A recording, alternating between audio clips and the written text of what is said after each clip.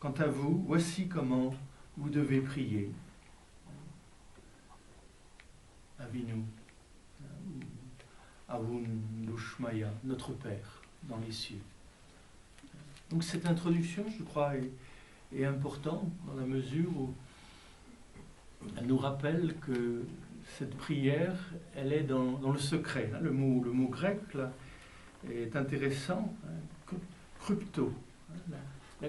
La même étymologie que la crypte. Elle est dans le creux, dans la grotte, comme dans les grandes traditions de l'Inde, où il est question de cette goua, de cette grotte du cœur. Donc le Notre Père, d'où est-ce qu'il naît, d'où est-ce qu'il jaillit?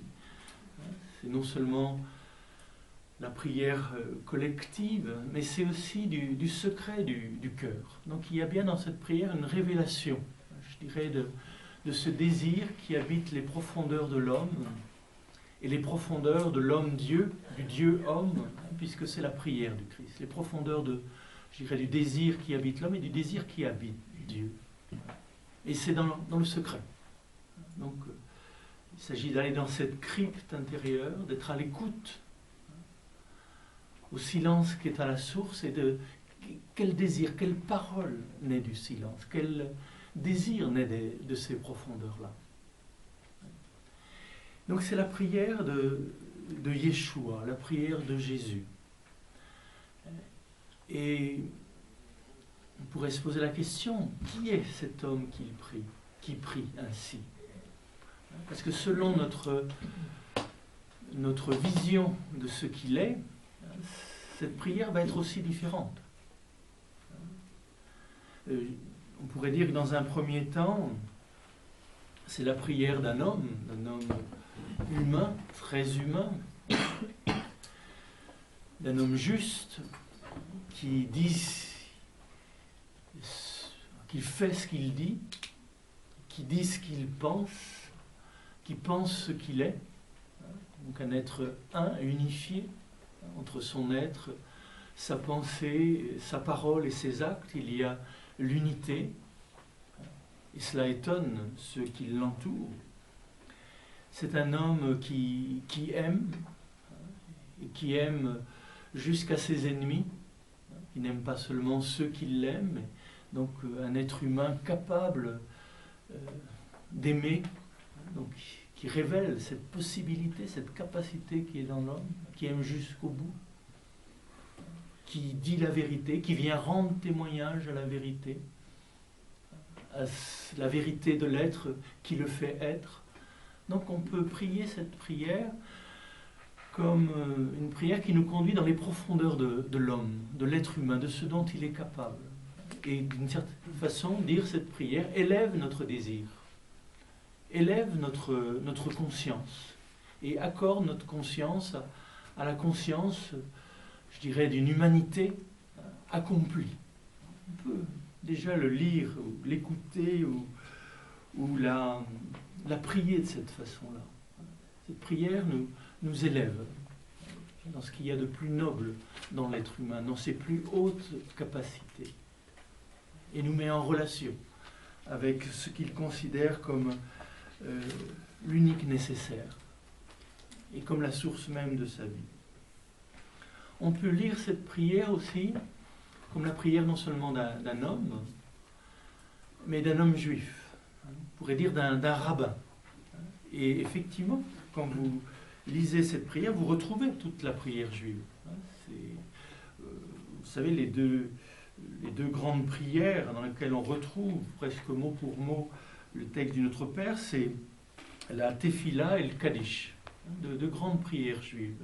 Et là, je vous en cite une particulièrement qui dit « Que soit magnifié et sanctifié son grand nom, dans le siècle qu'il a créé, suivant son plaisir. Qu'il fasse régner son règne en vos vies et en vos jours, et dans les jours de toute la maison d'Israël, à l'instant et au temps proche, et qu'on dise Amen. » Donc certains diront, vous voyez, Notre Père, c'est la prière juive. Il récapitule cette prière juive. Jésus est est un homme juif, un rabbin, et quand on dit cette prière, c'est la prière de tout un peuple qui se dit à travers lui. Et on s'unit à cette prière de tout le peuple d'Israël.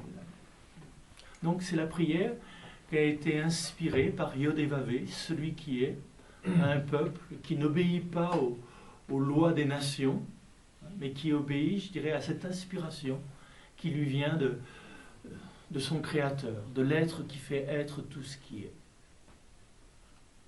Deuxième façon de lire et de prier avec Yeshua, avec Jésus, cette prière. D'autres diront que Jésus est non seulement un homme noble qui accomplit l'humanité dans ce qu'elle a de meilleur, de plus fort, de plus beau, comme le disait Dostoïevski, montrez-moi quelqu'un de plus beau que le Christ, et je vais le suivre, quelqu'un qui incarne autant de beauté, de bonté, de vérité. C'est la prière d'un rabbin, d'un homme qui appartient à une culture, à une religion, à un contexte. Nous dirons aussi, en écoutant bien, que c'est la prière d'un thérapeute. Et c'est vrai qu'on suivait Jésus, pas seulement pour ses enseignements, mais surtout parce qu'il guérissait les malades. Ça, c'est surtout dans l'évangile de Marc, vous voyez bien, on le suit parce qu'il guérit. Donc sa prière, c'est pas la prière seulement d'un rabbin, c'est aussi la prière d'un thérapeute. C'est-à-dire que chaque verset de la prière doivent être des versets de guérison. Si on a de Jésus cette image particulière. Donc la maladie, le malheur, c'est dans ce contexte peut-être la désorientation du désir. On est à côté de la désorientation de la volonté. Et dire le Notre Père, c'est ce qui nous guérit, c'est ce qui remet notre désir dans le désir juste.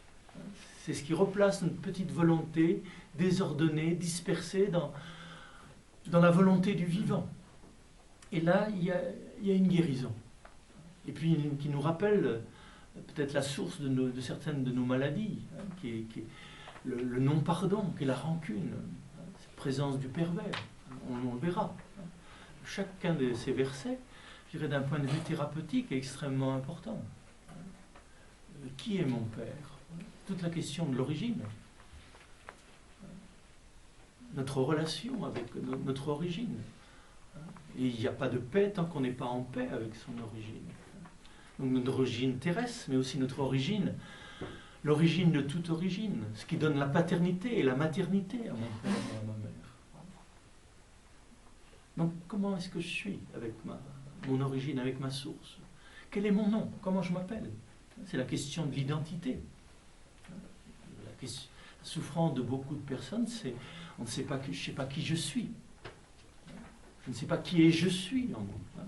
Il y a une perte d'identité, ou de fausse identité, ou de pseudo-identité. Quel est mon nom? Comment est-ce que je m'appelle? Et quel est le nom? Quel est le nom de l'être qui me fait être?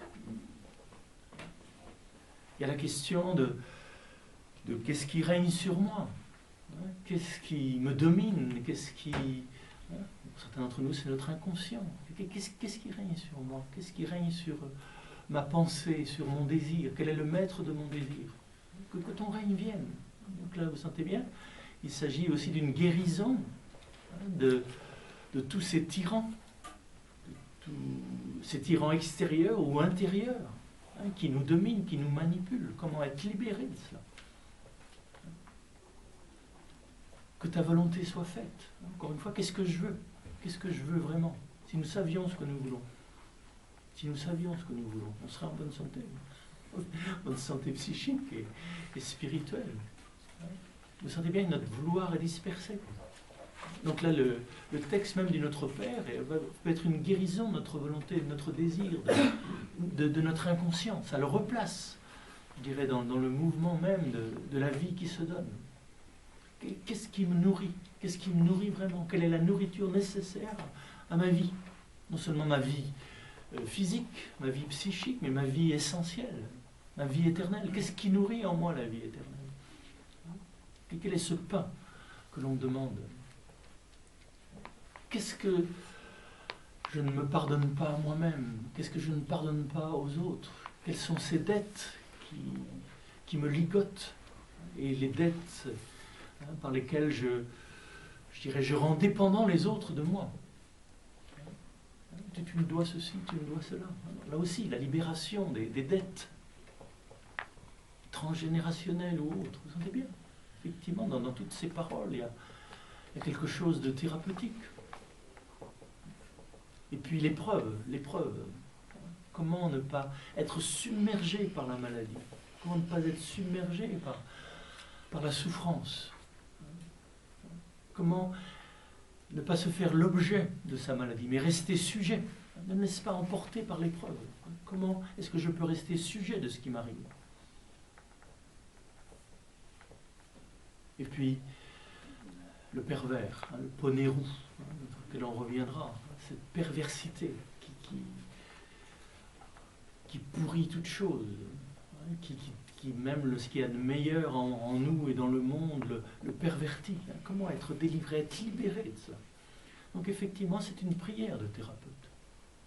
Une prière d'un être humain, dans toute sa grandeur et sa beauté, d'un rabbin qui assume sa tradition, d'un thérapeute. C'est aussi la prière d'un prophète. Pour certains, Jésus n'est pas simplement un homme, un rabbin, un thérapeute, c'est aussi un prophète. C'est la parole de Dieu, celui qui laisse passer à travers lui les informations créatrices. Et à ce moment-là, cette parole, c'est une parole de vision. C'est la vision d'un prophète qui voit ce qui est bon et juste pour l'humanité, et qui transmet, qui partage cette vision, et qui appelle, je dirais, le meilleur sur l'humanité. Donc c'est une parole à ce moment-là de révélation. Jésus est un prophète, mais ce n'est pas seulement un prophète, c'est quelqu'un qui vit ce qu'il dit. Pas simplement la parole qui passe à travers lui, mais cette parole, il l'incarne. C'est un sage. Donc, ce Notre Père, cette prière va être vraiment la prière du sage par excellence.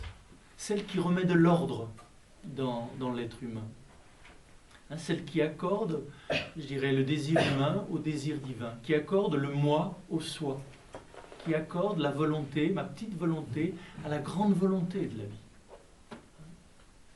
Et qui nous apprend d'une certaine façon à devenir des, comme on le dit en Inde, des libérés vivants, libérés de la perversion, libérés de la rancune, libérés de tout cela. Donc c'est vraiment la prière non seulement du prophète, mais la prière du sage, du saint. Et dire cette prière, c'est entrer dans cet esprit de sagesse, esprit de prophétie, esprit de guérison, esprit de la tradition. Enfin, si on approfondit encore cette prière, c'est la prière, comme le dit Saint Jean, du Fils de Dieu, la prière du Logos incarné.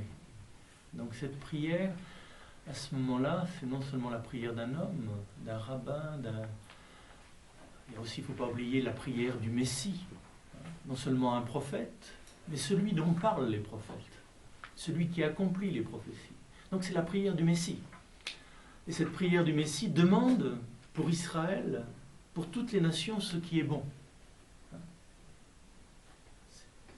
Non seulement ce qui est bon pour lui, mais pour toutes les nations, pour tous les peuples. C'est la prière du Messia, de celui qui a reçu l'onction, celui qui est habité par l'Esprit. Donc non seulement un sage, non seulement un prophète, non seulement un thérapeute, non seulement un rabbin, mais c'est la prière du Messie. C'est la prière du Christ, qui demande pour lui et pour tous, je dirais, ce qu'il y a de meilleur, ce qu'il y a de bon, ce qui peut sauver l'humanité, ce qui va la conduire au salut. À ce moment-là, le Notre Père récapitule tout ce qui est nécessaire au salut de l'être humain, mais le salut des nations. Et enfin, je disais, c'est la prière du Fils de Dieu, du Logos incarné. Donc on pourrait dire d'une certaine façon que c'est la prière de Dieu. c'est Dieu qui demande à Dieu ce qui est beau.